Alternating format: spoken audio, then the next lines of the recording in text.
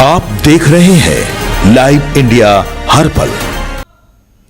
नमस्कार, आप देख रहे हैं लाइव इंडिया हर पल। मैं हूं आपके साथ रेखा मिश्रा। टीएमसी सांसद अभिषेक बनर्जी की मुश्किलें जो है वो बढ़ चुकी हैं और बता दें कि अभिषेक बनर्जी के खिलाफ जो है वो शिकायत दर्ज की गई है और एफआईआर दर्ज कराया गया है और इसका आदेश पश्चिम बंगाल के मुख्यमंत्री शुभेंदु अधिकारी के आदेश पर जो है वो किया गया है। दरअसल अभिषेक बनर्जी ने पश्चिम बंगाल विधानसभा चुनाव प्रचार के दौरान अमित शाह पर भड़काऊ भाषण दिया था और भड़काऊ टिप्पणी किया था और इसी को लेकर उन पर एफआईआर दर्ज किया गया है। वहीं अभिषेक बनर्जी पर एफआईआर दर्ज होने के बाद टीएमसी के नेता लगातार बीजेपी का विरोध करते नजर आ रहे हैं और वहीं दूसरी ओर भाजपा के नेताओं की बात करिए तो भाजपा के नेताओं ने इससे सही ठहराया है और भड़काऊ भाषण देने को लेकर के अभिषेक बनर्जी पर जोरदार हमला भी बोला है।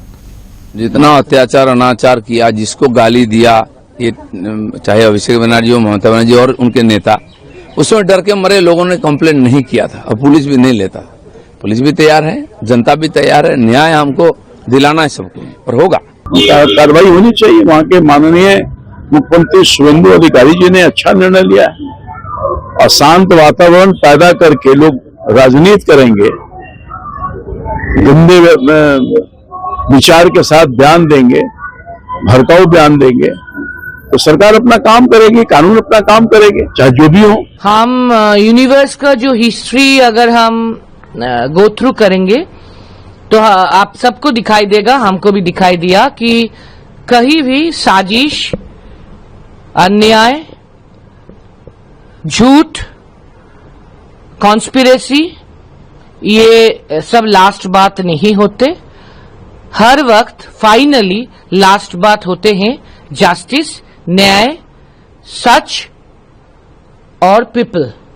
तो हमको लगता है इधर भी सच, न्याय और आम जनता, people, common people will tell the last word. देखिए, अभिषेक बनर्जी किसी पार्टी के नेता के तौर पे बयान नहीं दे रहे थे। उनका बयान ऐसा था जो कोई गुंडा दे रहा हो।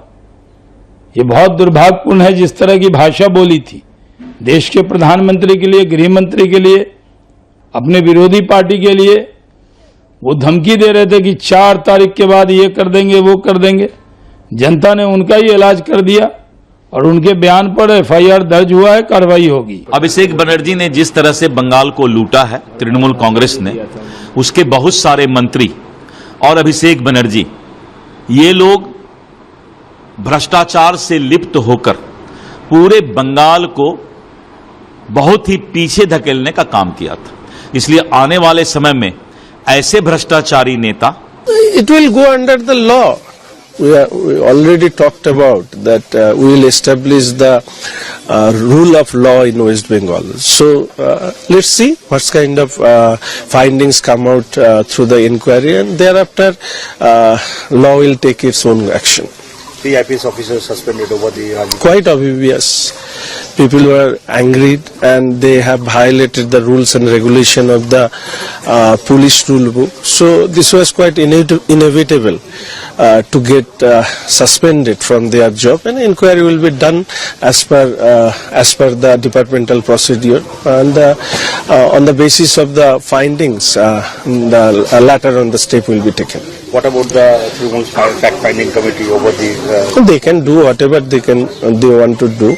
They are the opposition. They have their own space to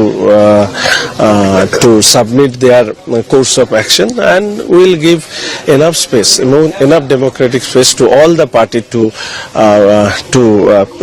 maintain their program. देखिए, चुनाव का पहले और चुनाव का बाद जिस भाषा अभिषेक बनर्जी प्रयोग किया, देश का स्वराष्ट्र मंत्री के खिलाफ जैसा भाषा का प्रयोग किया, ऐसा कुभाषा का प्रयोग के लिए उनके ऊपर एफआईआर हुआ। उसका कानूनी कार्रवाई होना चाहिए, छोड़ना नहीं चाहिए।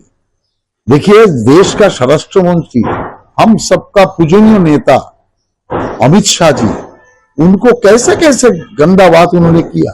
अरे, हार जाने का पीड़ा है, हार जाने का शोक हो सकता है, विलाप कर सकते हैं, घर पे बैठ के विलाप करिए।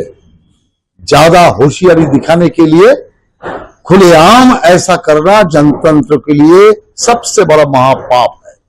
ऐसा पाप जो करेगा उनके खिलाफ कड़ी से कड़ी सजा होना चाहिए।